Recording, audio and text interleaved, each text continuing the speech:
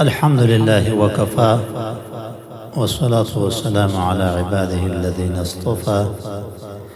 أما بعد، فأعوذ بالله من الشيطان الرجيم. بسم الله الرحمن الرحيم. قال الله عز وجل: وإن تعدوا نعمة الله لا تحصوها. صدق الله العظيم. د افغانستان د اسلامي امارت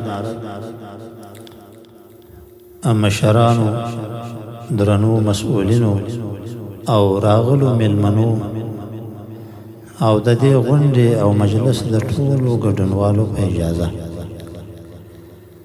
غواړو هغه نعمت چې الله جل جلاله د افغانستان پر مؤمن او مجاهد ولس باندې له 40 کلونو تکلیفونو، ربړونو او انقلابونو وروسته الله جل جلاله لورولی ده. د دې نعمت شکر ادا کول ډېر ګران کار دی. د الله جل جلاله نعمتونه په موږ باندې بېشمار دي.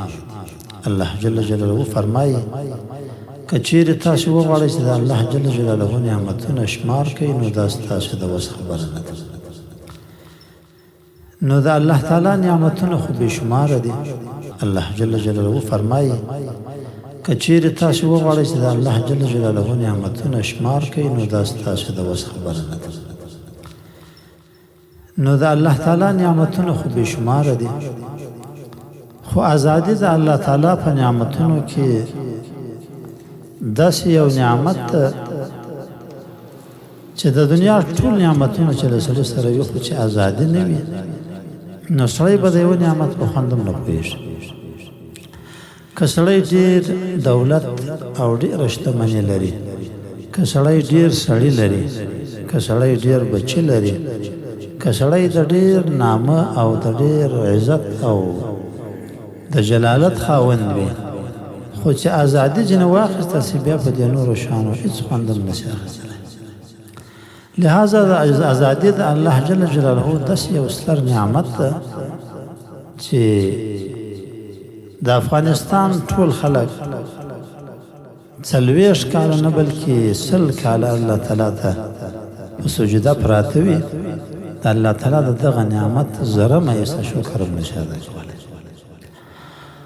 نو د الله تعالی دغه ستر نعمت چې موږ ته یې راکوي، زموږ په هغه ډېرو کمزورو او ډېرو ناقصو اعمالو او په ډېر لږ خدمت چې الله تعالی د هغه په مقابل کې داسې یو عظیم نعمت موږ ته راکوي. الحمدلله.